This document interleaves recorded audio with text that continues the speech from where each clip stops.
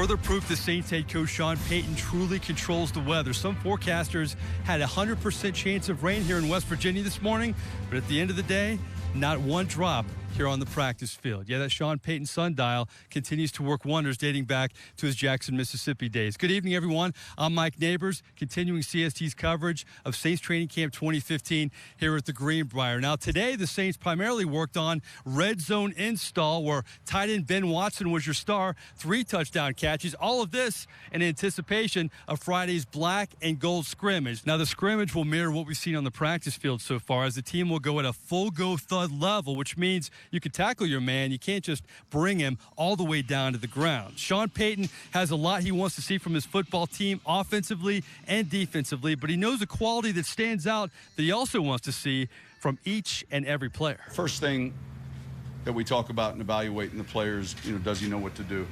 And so, you want to make sure guys are getting lined up correctly. They're not, having the mental assignment minuses. And then you begin to grade how well they did it and so on. So Sean Payton knows what he wants to see from the black and gold scrimmage. As for the players, well, the scrimmage always breaks up the monotony of training camp. The offensive guys get to go at it against their defensive teammates more often. A year ago, rookie Brandon Cooks stole the show. A year later, well, he wants even more. Even better one. That's my goal, to just go out there and do better than I did last year. I'm going to clean up some things from the past year that I had during that scrimmage and make sure I fix those mistakes. I'm excited. I'm really excited. We get to go all out tomorrow and really see what we're made of. And that's always nice to put ourselves through a test like that. Scrimmage is always an exciting time because we actually get our first kind of real football where we're putting everything together. We're putting, the offense, defense, first down, second down, third down, put it all into like a game-like situation. So it's always fun to do that. Whereas, during camp, we do have different days where we do third down, where we do red zone, stuff like that. But it's always focused in a specific drill. Let's glance at that Saints injury report. Linebacker Donnell Ellerbe back on the practice field. Cornerback Keenan Lewis wasn't practicing today, but Sean Payton expects him back very soon. And then you have really the one constant this training camp, the absence of safety Jarris Byrd. Now, many days out here, we don't even see Byrd on the practice field. Today was the exception. Byrd was doing some running. It's been a mystery when he will return. Sean Payton was asked about it, and he remains optimistic. There's a progression to it, land-based movements, walkthroughs, all of that. He's on schedule. So there's, fortunately, and I said this yesterday, that there hadn't been any setbacks, and I think that's encouraging. So Jarris Byrd remains that mystery man on the Saints. We don't know the severity of his injury, and it's really strange given the fact he participated heavily in OTAs. Well, one Saint who's been out here each and every day in practice is running back Mark Ingram. He has a new contract and seemingly the new lease on life in the Saints offense. A year ago, he rushed for 964 yards despite missing 3 games, yet easily would have been a 1,000-yard rusher. This season, rushing for over 1,000 yards, one of many goals. We all have one goal, and that's just to do our jobs to the best of our ability and ultimately help the team win a championship. So we're all just focused, worried about getting better every single day. That's what we have to do to accomplish all our goals. Is each man has to improve, have a goal to come out here and get better every day. When it comes to the Saints, now undisputed feature back, on your mark, get set. Clearly Ingram is ready to go. Going where no Saints back has gone since Deuce McAllister. Ingram put Deuce-like numbers up a year ago. Now he's poised for an encore.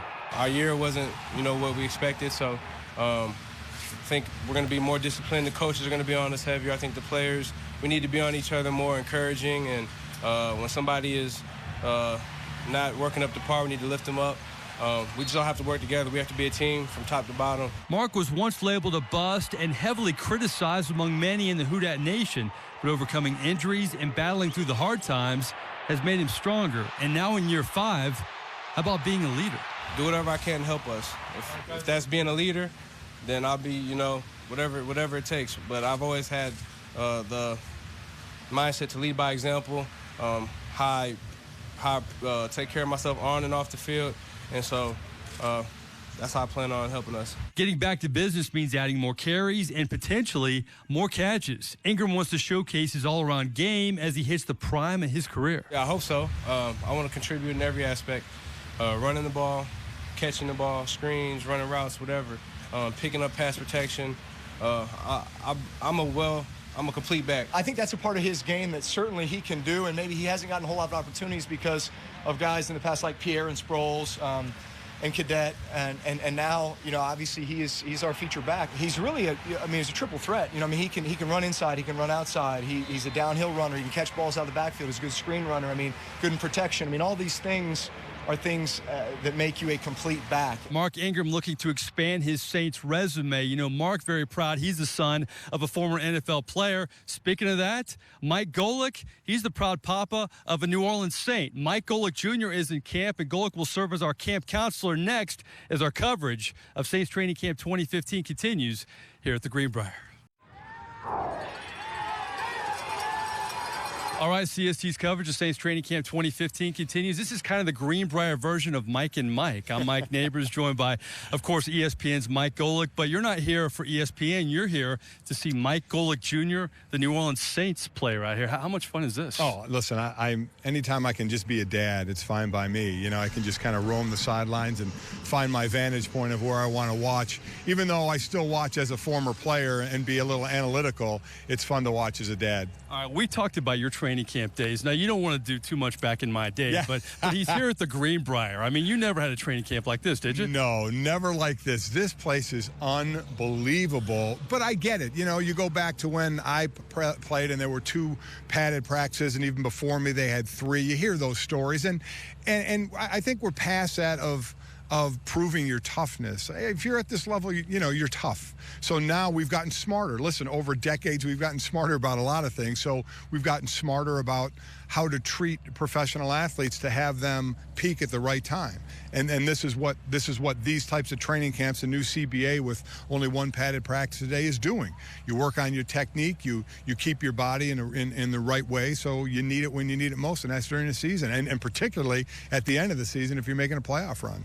You don't seem like the father that would push football on their children, but how much fun is it that he is doing this, what you did, and at this level? You know, it's icing on the cake. Your kids kind of, all my kids, Mike, Jake, and Sydney, all did all sports, and me and my wife were behind them 100% in any sport they wanted to do.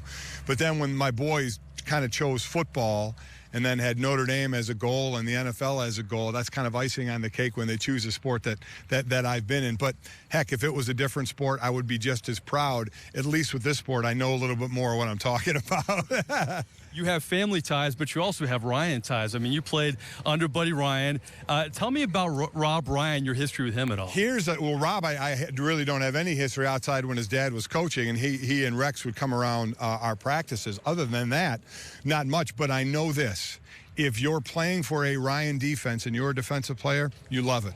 I played for Dad. I'd love to play for Rex, and I'd love to play for Rob, because a defensive player, you know it's a defense where you are going to get after it. That's what he likes to do. That's what defense players like to do, so they got to be digging it. All right, while I'm here, I have to get some Saints takes really quickly. I ask every camp counselor this every day. A lot of ifs for the Saints football team going into the season, more so than we've seen in recent years. If there's one if about this team that you want to see for them to be successful, what would it be? Well, I mean, I think Drew getting used to some new receivers and certainly a new tight end, you know, with some new weapons out there and a new center Unger, who they got in that deal for Graham, I think is an unbelievably athletic center. So if you have a franchise quarterback, you have just upped your chances of doing well. And the Saints certainly have a franchise quarterback. So the key is going to, I think, for him to get his comfort level with receivers and tight end, you know, to make this offense run. And as long as you have Drew Brees, do you feel like the window of opportunity is still there for this team? Without question. As I said, you have a franchise quarterback. You are automatically, people are looking at you to make a move because you have a quarterback like that. All right, well, listen, I know you don't want to be the story here. I appreciate it. You taking the time, quality camp counseling. Thank you. You got it. No problem. All right, the Greenbrier, Mike and Mike. I'm Mike Neighbors. Coming up next, we'll have your quote of the day as our coverage continues here in West Virginia. Welcome back here at the Greenbrier. It's our final segment of our CST's coverage of Saints Training Camp 2015. We always like to give you the quote of the day in this final segment. You know, rookie linebacker Hau'oli Kikaha was a runner-up. He stepped up to the podium today and he says, now, I want all you media guys to raise your hand before you ask a question. pretty good gravitas from the rookie right there. But our winner, how about a Saints assistant coach? He's defensive line coach Bill Johnson. You know, it's rare that we get inside the hallowed halls of the Greenbrier coaching offices. Now, the coaches love the facilities here, but it seems when it comes to Bill Johnson and Sean Payton, maybe it's a case of too close for comfort. I guess you guys can hear each other through the walls. Yeah, Is that the case? Or? I think that's the case, but what happens, I don't think he coached defensive line in a soft voice, you know, so I'll probably do drive him crazy at times, you know, get a little loud and have a little fun with the guys, but I think he's okay with it. Does he give you a hard time about it, kiddingly, I guess? He has in the past. Yeah? Yeah. Okay. he must have, because he said something to y'all about it. Don't worry, Coach. Sean Payton, he still loves you. Well, that wraps up our coverage today of Saints Training Camp here at the Greenbrier. I'd like to thank our camp counselor, Mike Golick. I'm Mike Neighbors. We'll see you again tomorrow night.